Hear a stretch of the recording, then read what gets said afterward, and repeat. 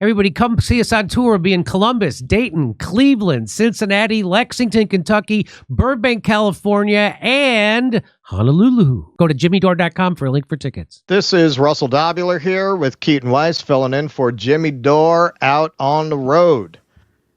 Trump to select Robert F. Kennedy Jr. to lead Health and Human Services. He's dropping some bangers this week. I am thrilled to announce Robert F. Kennedy Jr. as the United States Secretary of Health and Human Services. For too long, Americans have been crushed by the industrial food complex and drug companies who have engaged in deception, misinformation, and disinformation when it comes to public health. The safety and health of all Americans is the most important role of any administration, and HHS will play a big role in helping ensure that everybody will be protected from harmful chemicals, pollutants, pesticides, pharmaceutical products, and food additives that have contributed to the overwhelming health crisis in this country. Mr. Kennedy will restore these agencies to the traditions of gold standard scientific research and beacons of transparency to end the chronic disease epidemic and to make America great and healthy again. But I asked him, can you leave the McDonald's French fries the way they are? I like them that way. The Big Macs and the French fries, can we leave those the same? Do we have to reform those? Whatever they're putting in them is working. Working for me. I keep telling you, they used to make it in beef tallow. It's much better. Come over to my house and I'll make them for you.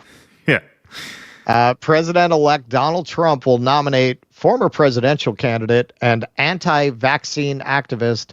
And let me just say, this Politico article does a lot of editorializing that I don't necessarily agree with. I don't see him as an anti-vaccine activist to lead the Department of Health and Human Services.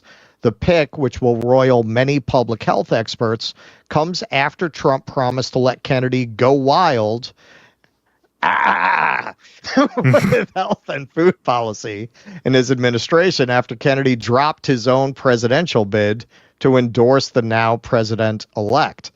It's also a sign of the opening Trump sees after he scored a decisive electoral victory and Republicans won a comfortable majority in the Senate. Kennedy's 70 thanked Trump for choosing him Thursday night.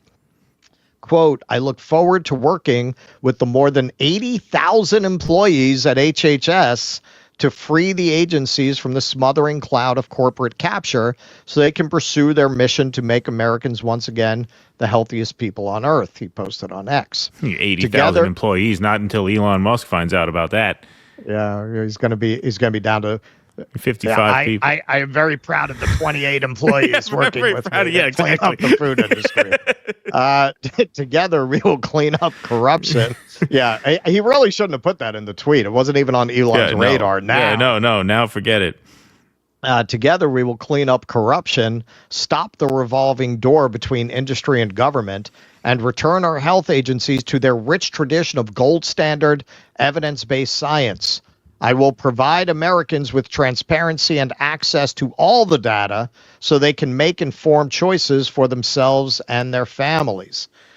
Kennedy may still face a steep slope to confirmation after his years of touting debunked claims that vaccines cause autism.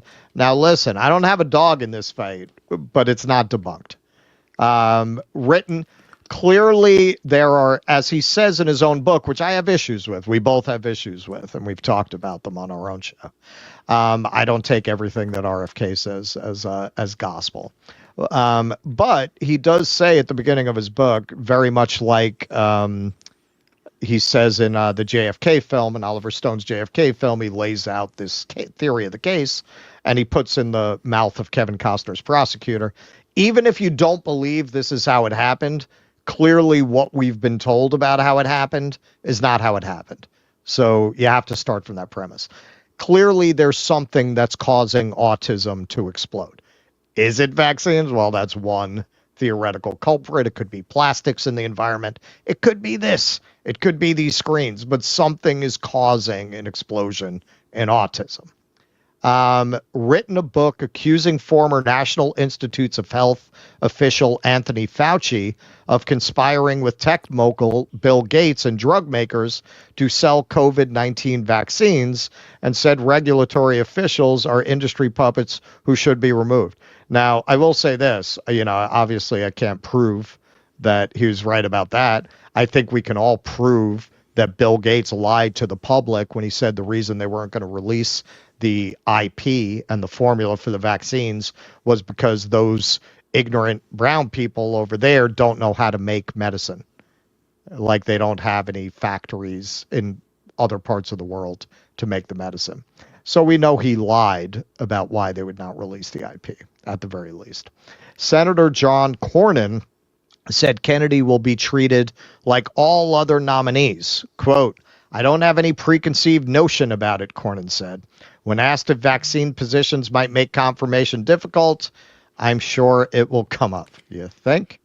House Minority Leader Hakeem Jeffries took the real estate lobby's cock out of his mouth for a moment to say it's up to the Senate to confirm or reject Kennedy, but was skeptical that he was the right choice. Quote, is RFK Jr. the best qualified person in the United States of America to lead us forward as we grapple with an enormous amount of health challenges in this country? The answer is clearly he is not. In recent weeks, Kennedy has hit the media circuit to say he isn't taking vaccines away from anyone.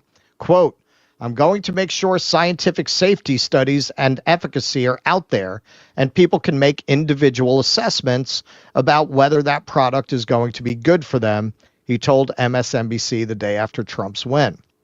He also claimed the Trump administration would recommend against fluoride in drinking water, which is added to prevent cavities. Kennedy has said it's almost certainly causing a loss of IQ in children, as some studies have found. Now, just to comment on this, I looked into it, and actually it turns out this is true. A lot of countries have stopped doing it. Apparently, when they introduced fluoride, you didn't have it in toothpaste, but now it's really not necessary anymore. So you're winding up with kind of an overdose of fluoride between having it in the water and having it in the toothpaste. A lot of localities in the United States have stopped using it because of that. I don't allow my kids to brush their teeth. Well, not until they're 12, right? Yeah. You have to wait until they're 12. When the adult teeth come in, they can brush exactly. those. Right, exactly. They're These are going to fall out anyway. Right, your kids' teeth are going to fall out anyway. What do you need them for? I've heard you could save $3,867 by not having them brush their teeth until they're 12. Mike Benz, I don't think folks outside government have any idea how big a deal this is. HHS has the single largest budget of any department in the entire federal government, even more money than the Pentagon. $2 trillion a year now under RFK's top dog accountability. Well, A, don't count your chickens before they hatch. He has to get confirmed. B, I got to say, who knew? I didn't know that. Did you know that? No. I didn't know that has the biggest budget in the government. No. I mean, according to this chart. Anyway, this is something, honestly, I'd like to do some follow-up research on because I've never heard that, but okay. All right.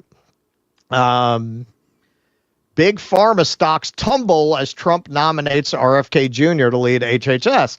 And this is where you got to say, when Matt Gaetz gets nominated as Attorney General and immediately the stock market tanks, and when they name RFK and immediately the pharmaceutical companies tank, you got to say they're kind of on the right track here. Dr. Ben Tapper, best comment ever. All right, so let's just go to the video here. Okay. To find a pre-licensing safety trial of any of the 72 vaccines doses that are now essentially mandated. They're recommended, but that's effectively mandated for American children, and we have not been able to find any. And every other medication requires, prior to licensing by FDA, that the company perform a safety trial that compares health outcomes in a placebo group and a similarly situated vaccine group. My assumption was that was done for vaccines. We found out that it hadn't been, that it was not. They were exempt. And I made that statement publicly. Dr. Fauci contradicted me, and when President Trump ordered him to meet with me, him and Francis Collins and a group of my colleagues, I said to them at that time, you've said publicly that I've been dishonest about that. Can you show us a single pre-licensing safety trial, placebo-controlled safety trial for any of the 72 vaccines required for American children? And he made that show of looking through a file, and he said, well, they're back in Bethesda.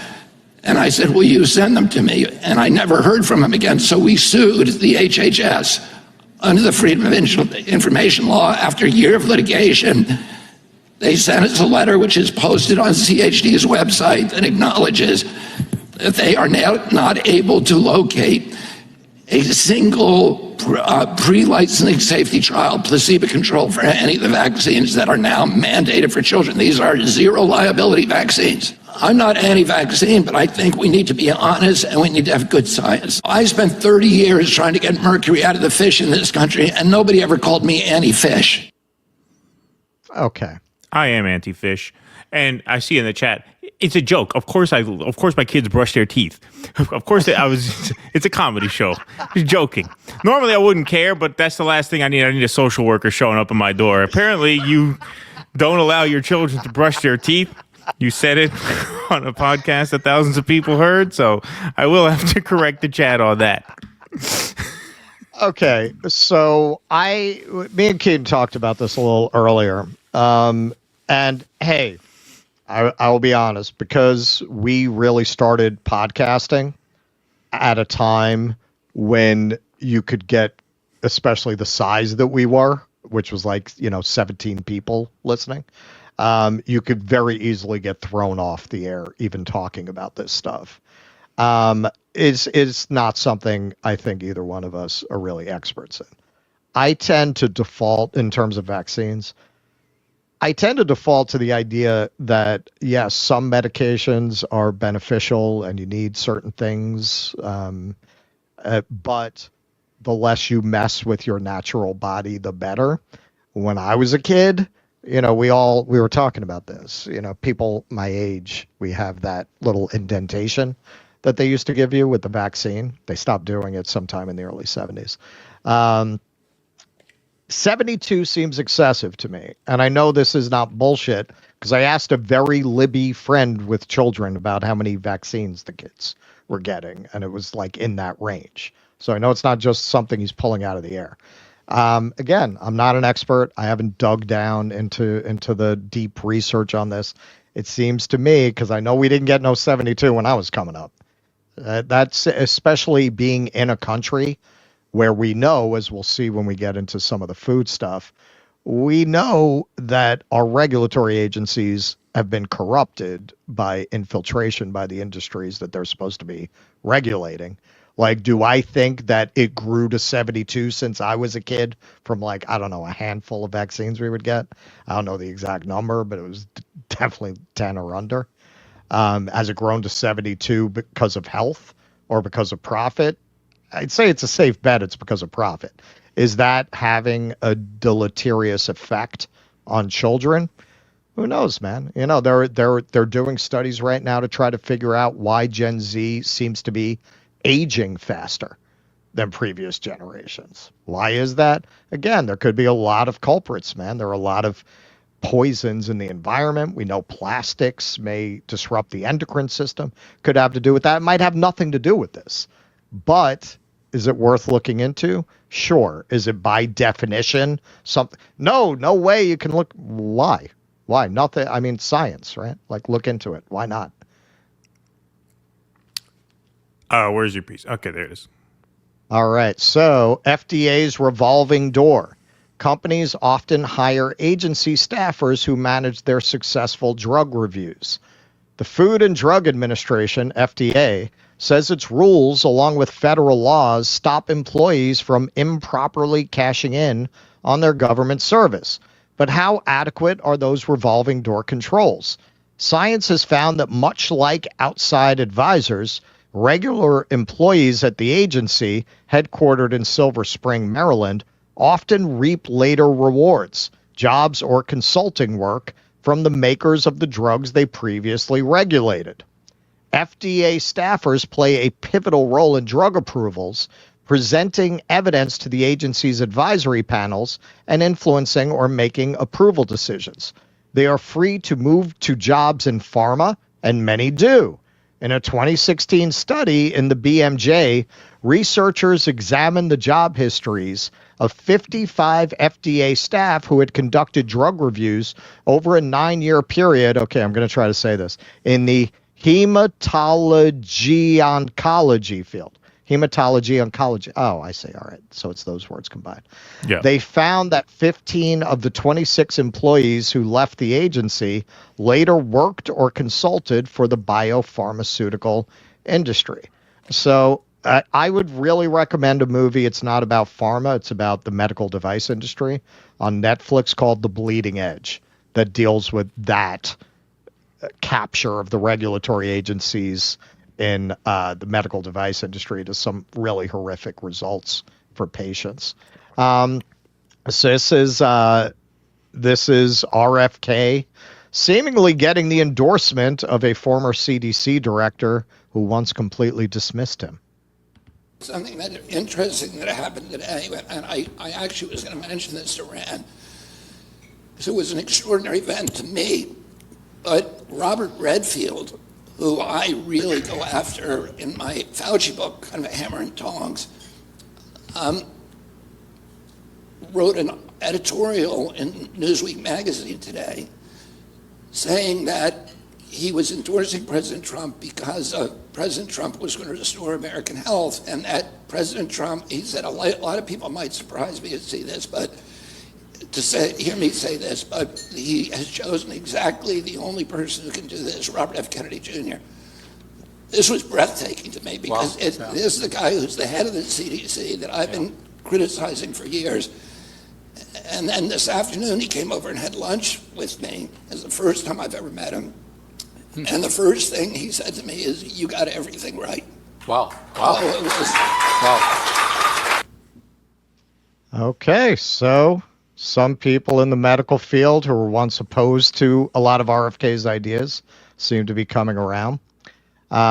This tweet here has some skepticism about what the effect of it will be. The RFK Jr. appointment to HHS is cool, though it seems highly unlikely this will influence the U.S. government's subsidization of crops used for the seed oils and other harmful ingredients like high fructose corn syrup RFK discusses so often. Call me cynical, but I don't see one of the nation's biggest lobbies and welfare recipients, Big Ag, falling in line on this, nor do I see Trump and Big Ag-funded lawmakers pulling the farm bill that enables this subsidization of disease. Trump signed it during his first administration. Now, that would be my skepticism. Here is an example of what she's talking about. If you know anybody who's moved here from a foreign country and talk to them about it, they'll always tell you when they moved to America, they gained 5-10 pounds, sometimes more, without changing their diet. Because part of it is what we put in our food that in other countries, they would never allow you to make it like this. So look, the same exact product, Heinz ketchup, in America, it's tomato concentrate, distilled vinegar, high fructose corn syrup, salt, spice, onion powder, natural flavoring. UK, tomatoes, not tomato concentrate, tomatoes, spirit vinegar. I don't know what the difference is between that and distilled vinegar. Sugar, salt, spice and herb extract, spice. Notice what's missing. High fructose corn syrup. Corn syrup. I force my kids to eat American ketchup. And then not brush their teeth. Yeah, and then not brush their teeth. Yeah. Okay, so they brush their teeth with American ketchup. Yeah. So this is the kind of thing that the people who are opposed to RFK have been trying to push. And the reason I wanted to get into this, so I want to say, hey, look, if what you're going to argue is that RFK is making a lot of wild claims without evidence, well, what have you people been doing? What have you people been doing? You have literally, for purposes of social engineering or through the language of social justice, been telling people that this is healthy. And that is complete and total bullshit. It's bullshit. That runs in complete contradiction to all of the science around obesity, every study that's ever been done on obesity. Can you be healthier than otherwise? Could you maybe be this size and, walk around the block a few times and break up some of the clogs in your arteries? Sure.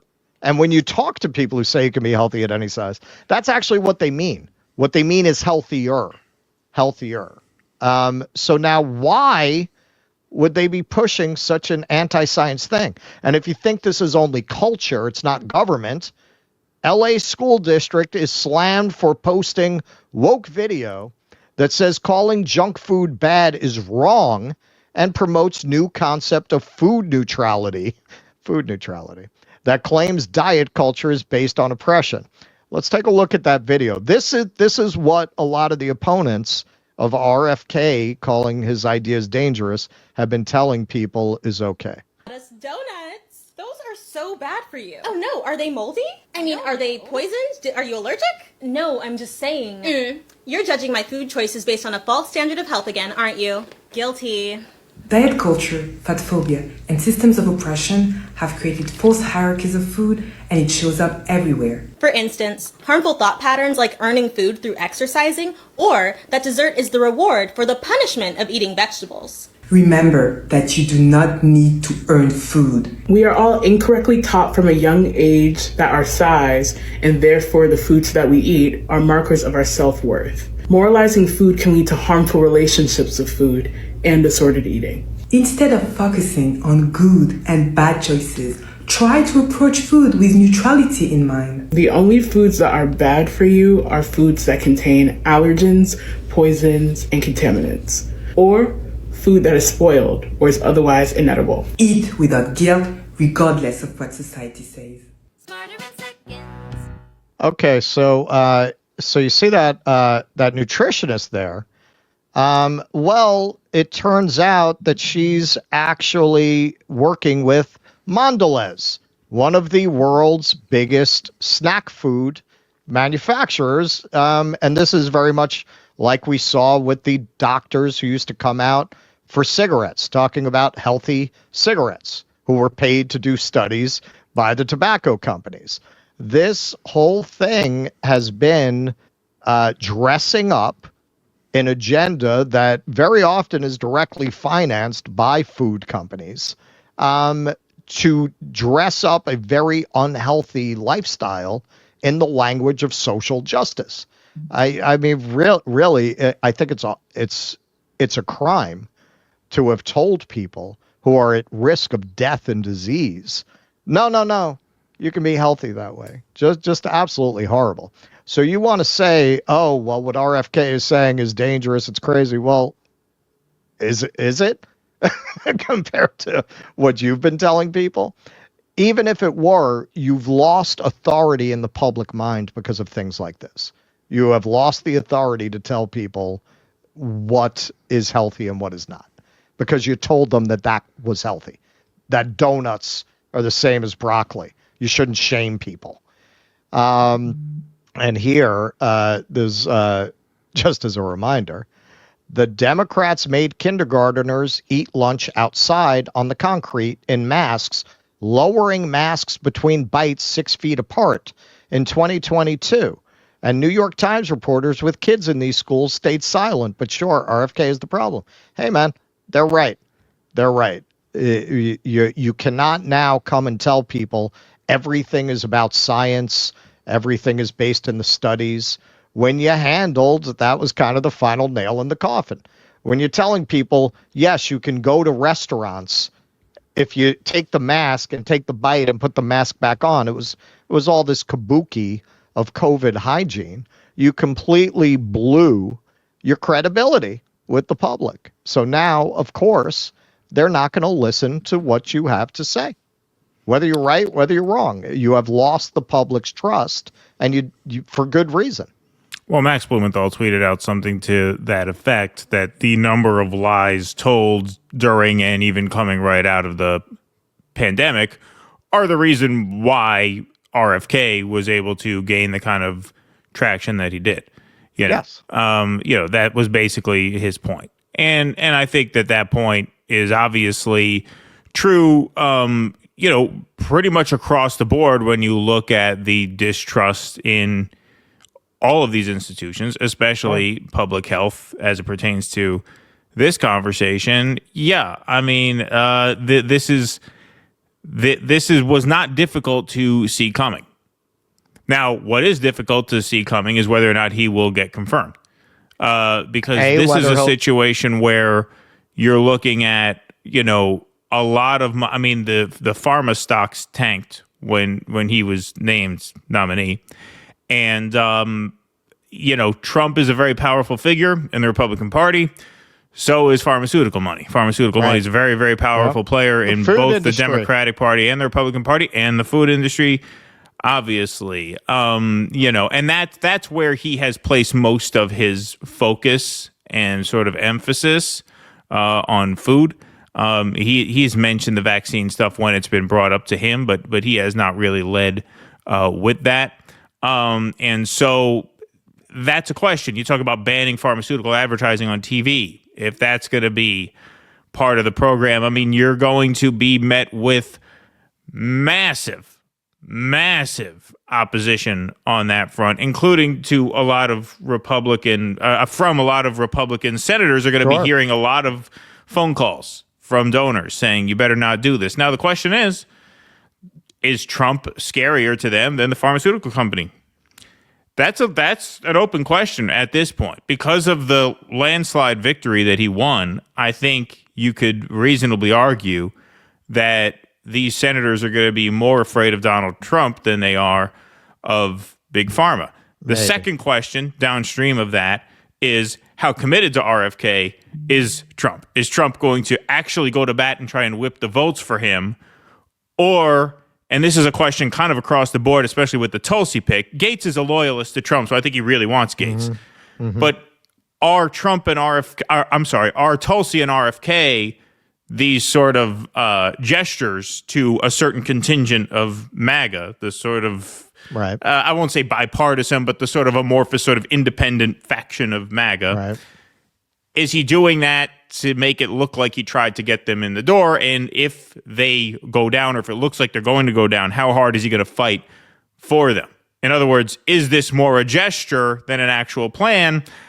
To me, that's up in the air. And I think a lot of it depends on how fearful a lot of these swing votes in the Senate, who could go either way, how fearful are they of the pharmaceutical donors? Are they more afraid of them or of Trump?